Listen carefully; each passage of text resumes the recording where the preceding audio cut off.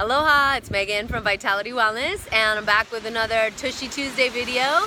So this week's exercise sequence is borrowed from yoga and is very inspired by the full moon that we had the other night. So it's a full moon in Virgo. And Virgo is warrior energy, and in yoga, the warrior is one who lives from the heart space, who is courageous, strong, but also willing to be sweet and soft and gentle. And so that's what that word means.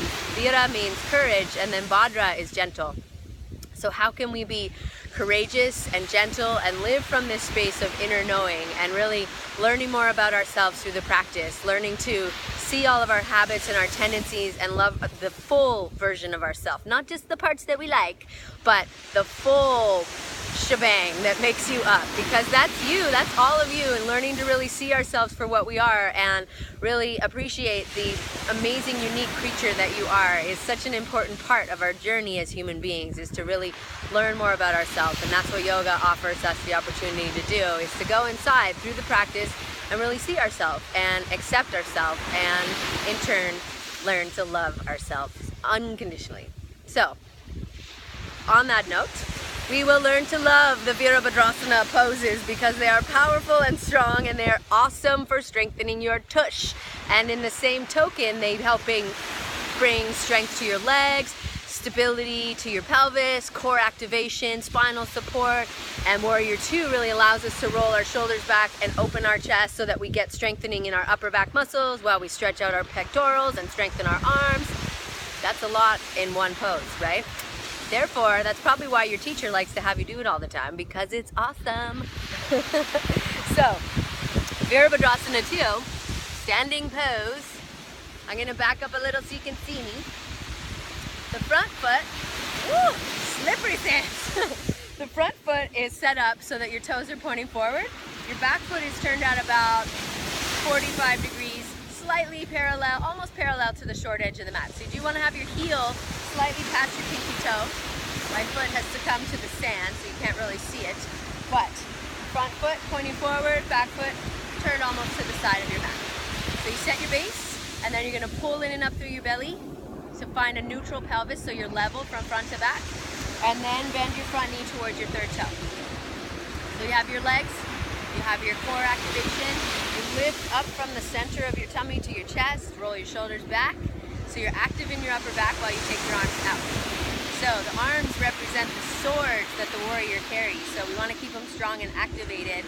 And then we're going to turn our gaze and focus on what's in front of us. So what is your work? What are you moving towards? What are you challenging yourself with? And then gazing at it. So here's your test, your challenge for today. You're going to stay in the pose on each side for 2 minutes. Ooh, that's a long time, but you're going to love it after because it's so good for your legs.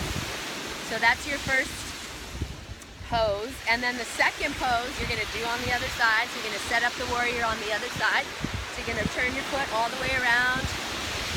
Always be meticulous with your base, my teacher Eddie likes to say. Always meticulous. So we're going to pull in and up through our tummy, and then send your knee, bend it towards your third toe, and then really sink down.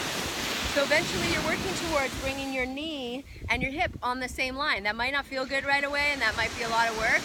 I like this pose, and I challenge myself to do it every day, and so I'm getting more comfortable with coming down really low. It's not just because I'm short, it's because I'm doing the work. And then we roll our shoulders back. And then really that lift of the chest. Remember the courageousness, the ka. We want to lift and lead with our heart. That's the essence of the warrior. You're gazing forward, and then that's another 2 minutes on the other side. So, Warrior 3 is about charging forth. So heading towards what we're moving towards in life. So I'm going to get you to break it down a little bit so we can get some strength building happening here. So you're going to have a base of 1 foot, and then you're going to start with the other leg up. Okay, I bring my hands together to help me steady a little bit. You're going to start with your leg up. You're going to sit your hips down, bring your knees together. So you stop there. The drishti is out in front of you so that you have a gazing point. You have something to look at. And then you're going to take your foot back, bring your knee back in, and then stand up.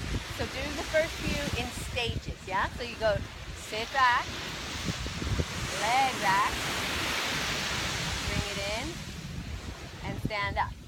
So that might be enough for you, or that might not feel good for your knee, and then in which case you just make it smaller, or maybe leave a certain part out if it bothers your knee in any way. Or if it feels okay, you smooth it out and you take it through your full range. So you're going to breathe in, you're going to sit down. So keep your eyes soft. Remember, there's a lot of strength, there's a lot of softness. Lean into it. Come back up. Okay, so you come down, keeping your breath nice and steady, pressing out. You might need to touch your foot down periodically, and that's okay. And then we'll do 5, sectioning it off, and then try to do 5 all the way through with the fluidity. So I always like to tell my students and remind myself that we have to be okay with the little wiggles and wobbles. Sometimes we have to put our foot down and then start over, and that's okay. And that's what life is about, is those little wiggles and wobbles are when our stabilizing muscles get activated, which is really important, but it's also when we grow stronger. So those are the little challenges. It's important that we observe the reactions to them so that we're not just immediately getting frustrated, but we just come back to our breath, come back to our base, come back to the practice. So just to show you on the other side, so you're got it all dialed, you dig your foot in. If you're on the beach, or either way, dig your foot into your mat and then start standing up. Okay, so do it in stages. You come down a little bit, pause, stand back, in, and then up. So what's most important when we do our warrior is that we're not letting ourselves round over. We want to keep the mountain quality to our spine. The mountain post is when we're upright and we're elongated, so that when we go tilting ourselves over, there's a hinging action. I'm moving from my hips when I do it, so that I'm tilting myself over, I'm lifting my hips, and then I'm leaning. I'm not rounding over. So that's really hard on our back. And then we come back up. Okay, so we go down, back, and if it feels okay, really press through your heel and see if you can lift your leg, and that will counterbalance the leaning of your torso. And then stand up again. And then to finish, guess what? We're going back to your warrior 2, and then we're gonna go breathe in. So set your base, right foot forward, left foot turned out to the side, breathe in, and then exhale, tummy pulls in, and then sink back down. Come back up, exhale, sink back down. So we're gonna do 10 of those on each side. So you'll spin around and do the other way. So yoga gives us the opportunity to tap back into these qualities that we already have. And when we revisit these within ourselves on the mat, that's when we really ingrain them and we remember that we have these qualities and we bring them back into our life. Because that's why it's called a yoga practice, is that we get to practice so we can remember that we have these tools already. And I want to remind you that if you're having a hard time doing these workouts on your own, or you need a little inspiration, or you need a little bit more of a push or a challenge or encouragement, I do have my vitality sessions every Monday, Wednesday, and Friday from 7 to 8 a.m. at Keone's Hot Lava, which is in the Maui Mall. So we are always using the principles of yoga to guide the workout. We mix it up, we do lots of strengthening, lots of balancing exercises to really bring us back into that place of remembering that this is our true self. This natural state of connection, of focus, of awareness is our natural state. And so when we tap into that on the mat, we bring it with us and we boost our vitality and we change the rest of our day because we're really energized and we're ready to rock. So doing your workouts at home or coming into class is awesome.